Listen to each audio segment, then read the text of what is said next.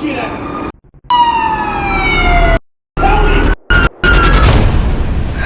Okay, let's get serious. Don't come to my fucking house. So if you guys are not aware, I had to deal with a situation where a 45-year-old man walked into my house and I kicked him out. If you did not see that video on my Instagram story or across any other platforms, here's that video now. Look at this fucking guy. It's the stalker from the Vestone house and you walked into my house. Get the fuck out of my house. Get the fuck out of my house. Did you really just fucking walk into my house?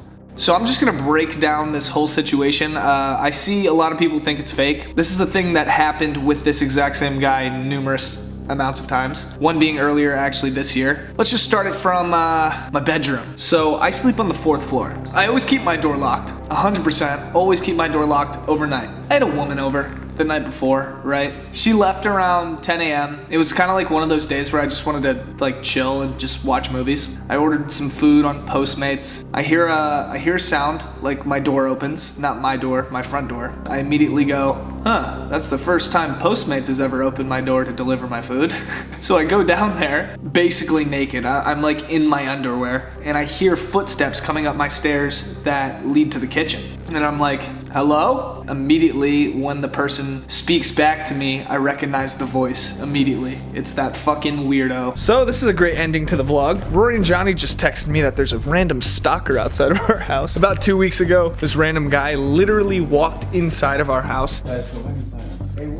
What did you come here for? Sex, obviously. Sig, I want to party. Like, I walked in. No, like, I fucking parked. I was like, okay, I'm here. And then I walked out. Bryce got fired up, dude. You were on my property, bro, and you're on it again, man. I've like been here. It was on Christmas Day, dude. I was Looks like we fucking hired this guy. No. So I kind of had like a PTSD moment. I heard that guy's voice, and it clicked into my head. I'm like, okay, I'm about to beat the shit out of a stalker. But there was also a thought in the back of my head: what if this fucker has like a gun? So I'm like walking down these stairs right here. I'm like, hello? You hear the fucking freak go, hello? And I'm like, who is that? And then he says his name. And I'm like, I have a fucking gun. I didn't have a gun. I have a gun and I'm gonna shoot you. He goes, ah, don't shoot me. And I'm like, I'm gonna fucking shoot you. I start to come down these stairs now and I see him. And I'm like, oh my God, it's this guy again. Am I gonna just beat the shit out of this guy? No one's gonna believe me if I beat the shit out of this guy. My instant social media persona reaction was to pull up my Instagram story and just start filming him. It's this fucking freak again. I don't know what was going through his mind when he thought he could just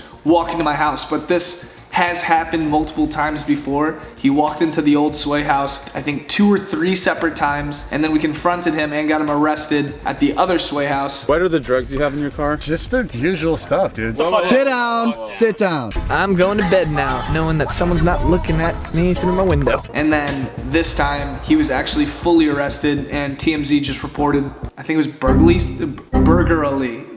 No. Dude, am I fucking stupid? Yeah, you guys get what I mean. Burglary, suspicion. That's what he was arrested for. He trespassed onto my property. Rafi actually sends me his ID from the last time that we took it. I start filming this shortly Instagram story. Should I show your ID so you don't do this to other people? Oh, here's your ID. Then my neighbor comes out. He starts filming the whole situation, calls the police. The police actually showed up pretty fast. The first time that we did it, like took 30 minutes. So this was like kind of a timely response from the LAPD. So shout out to you guys. And they did put him in handcuffs. He spent the night in jail. And now I actually have a court case to put this weirdo in jail. It is a numerous occurring situation that this specific 45-year-old man stalks me and makes me feel extremely uncomfortable. Actually, my neighbor filmed this audio that they actually, I guess, sent to TMZ. I don't know what that whole situation is, but this was on TMZ and it's just me kind of like yelling, freaking out on the guy. It wasn't just anger, it was like fear. I was so freaked out that this 45-year-old man walked into my house. Again, the first time that I met him, said that he wants sex.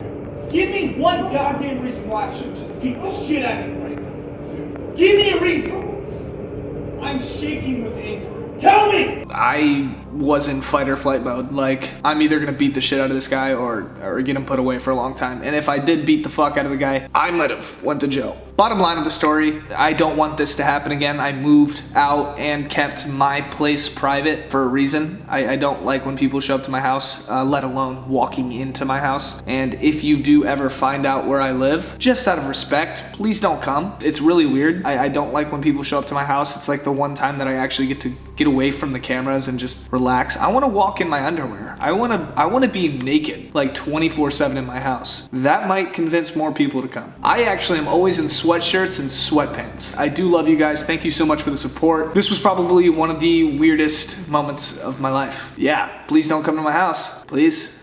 Like, seriously, I'll fucking shoot you. That was a joke. I won't actually shoot you. All right. Peace.